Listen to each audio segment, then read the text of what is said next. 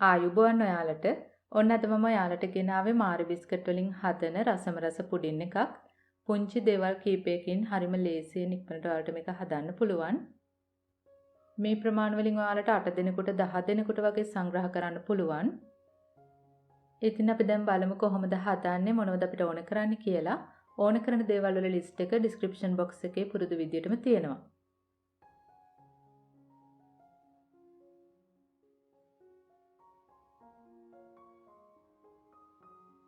මම දැන් මුලින්ම කරන්නේ පුඩින් එක සෙට් කරන භාජනය මෙන්න මේ වගේ හොඳට තෙල් තවර ගන්නවා.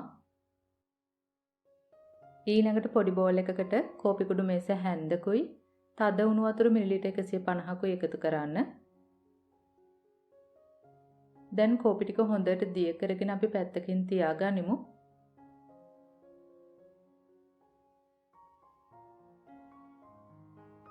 මෙතන මම අරගෙන තියෙනවා පොඩි මාරි බිස්කට් පැකට් එකක්.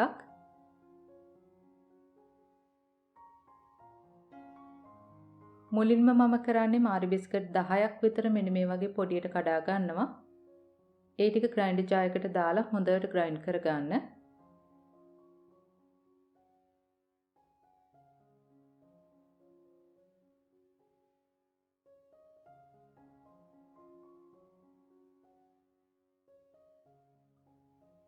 මම දැන් ලිපේ තියන්න පුළුවන් භාජනයකට ෆ්‍රෙෂ් මිල්ක් කෝප්පයක් එකතු කරනවා. ඒකටම අපි කලින් හදාගත්ත කෝපි මිශ්‍රණය මෙන්න මේ වගේ පෙරා ගන්න. ඊළඟට මම එකතු කරනවා අපේ බිස්කට් කුඩු ටික. දැන් ඒකටම එකතු කරනවා කස්ටර්ඩ් පවුඩර් මේස හැඳි 3ක්. දැන් අපි කස්ටර්ඩ් පවුඩර් ටික හොඳට දිය කරගනිමු. ඊළඟට මම එකතු කරන්නේ සීනි මේස හැඳි 3-4ක්. ඒක ඔයාලගේ රස අනුව අඩු වැඩි කරගන්න පුළුවන්. දැන් අපිට පුළුවන් මිශ්‍රණය ලිපේ තියලා උකු වෙනතුරු මේ වගේ එක දිගටම විස්ක් කරන්න.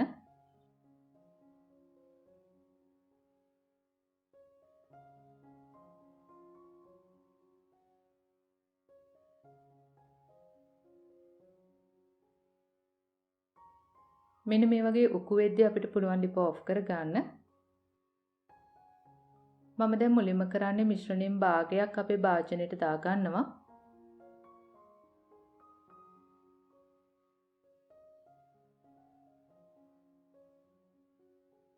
මෙතන මම අරගෙන තිනවා කෝපි කවලම් කළ තද උණු වතුර ටිකක්.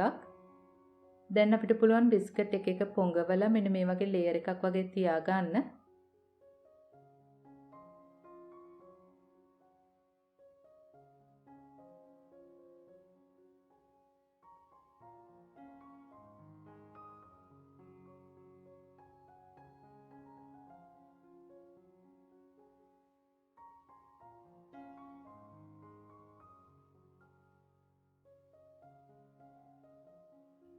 දැන් ඉතිරි පුඩින් මිශ්‍රණය මෙන්න මේ වගේ උඩින් දාන්න.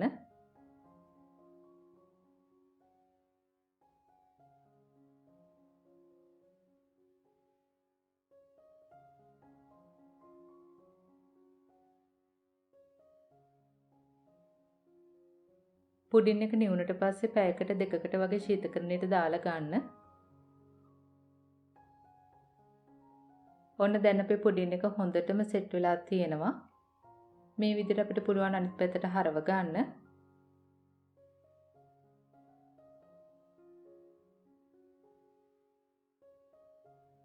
මම අද පුඩින් එක සරසන්නේ චොක්ලට් ටිකකුයි කජු ටිකකුයි දාලා.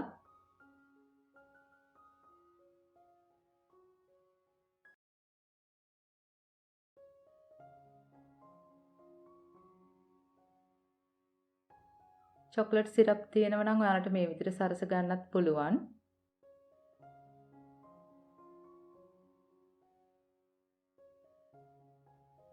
දැන් අපි කපලා බලමු ඇතුළ කොහොමද තියෙන්නේ කියලා.